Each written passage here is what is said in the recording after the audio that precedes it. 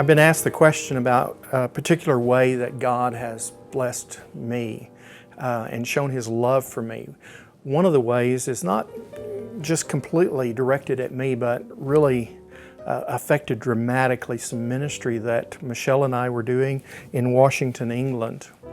And one of the things that we decided before we went to Washington, England is we felt like we really didn't need a building or facility. We were just going to rent facilities, and we didn't want to be about raising money for facilities because we really wanted to be about the people and ministry and that type of thing. But one of the things we had not counted on was the British society and how much of a value they place on being solid and legitimate, and all related in that is having a place, a building. And so after we'd been there a number of years, we came to the conclusion that we really did need a facility. We had no way of paying for a facility.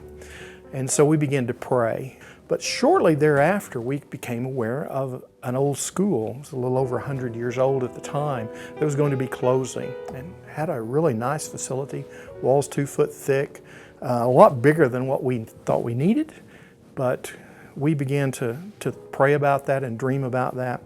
We found out that the facility was worth about $3.5 million, way out of our ballpark. But we went and talked with the council, went and talked with the head teacher at the school, and we thought, well, we'll give it a shot. And so as we talked with them and negotiated with them, they agreed to lease us that building until they could figure out how much they were going to charge for it, and all those other things, and whether they were ready to sell it, getting all the paperwork. So it'd probably take 3 or 4 months. And so we went into the building on what's called a peppercorn lease. That means that if they demand it, we have to pay a peppercorn per year lease on that building. They never asked us for the lease. I think we were there about 7 years, and they never asked us for a peppercorn. I guess they had plenty. But we prayed and prayed and prayed about how we were going to pay for that building.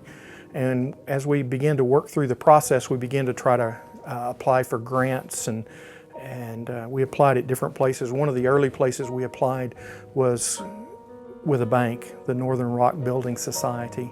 And we sent our application in, and we didn't hear anything.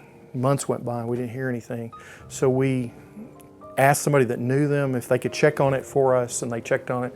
They said, well, basically they threw it in the trash. They said they don't support churches, they don't fund churches, and so they wouldn't even consider it. So we kind of called them and we pleaded with them and said, you know, could you at least look at our application rather than just throwing it in the trash just because it's from a church? We just asked and plead with you, could you consider looking at it? So we got them to consider looking at it. We sent it to them again. And kind of after they looked at it, they contacted us back, and they eventually awarded us about $150,000 from this group that didn't fund churches. And then we applied to another governmental organization there in the country, and we received another grant of about $200,000 from them. And so we had $350,000. And as we began to look at the building that we were in, it really needed about $350,000 worth of work. So we'd raised enough that if we bought it, we could afford to renovate it. We still didn't have any of the money to pay for buying the building, which was a $3.5 million facility. So we decided to put in a grant with what's called the Coalfields Regeneration Trust, which is another government organization. And as we tried to put the grant in, they said, we don't fund churches. We've never funded a church. In the history of this organization, don't waste your time. And they said, well, we think we have a good application. We'd like for you to consider it. Would you at least consider looking at our application and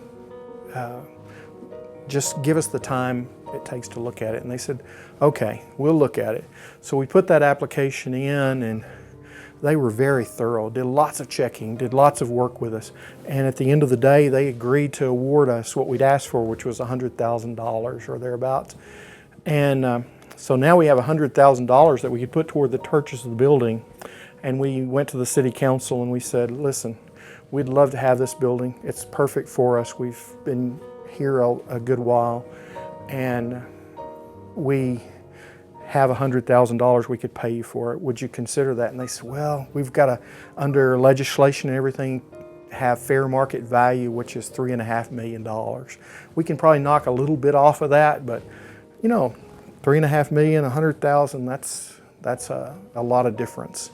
And so we said, well, would you at least think about it, consider it? And in the meantime, we spent all this time praying and just pleading and begging God to hear our prayers. And they called us in a few months and said, it's a done deal.